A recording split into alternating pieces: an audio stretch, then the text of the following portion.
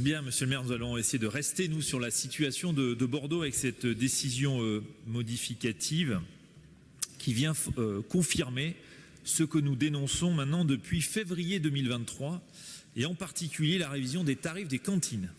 Avec cette décision modificative, vous constatez le fait qu'il y a 530 000 € supplémentaires en cours d'année au titre de la restauration scolaire, soit plus 6%. Et depuis 2020, nous assistons, et notamment en raison de cette révision des tarifs, il faut le dire, à une explosion du coût des cantines.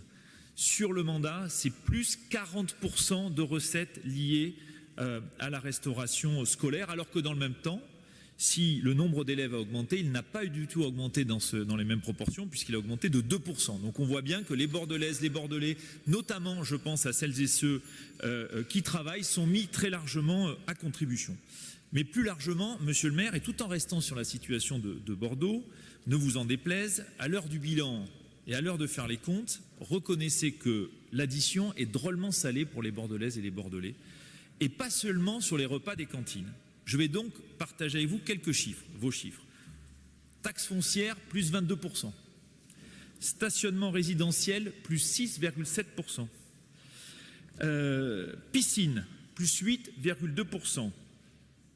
Commerçants qui doivent poser un chevalet sur le trottoir, plus 13%.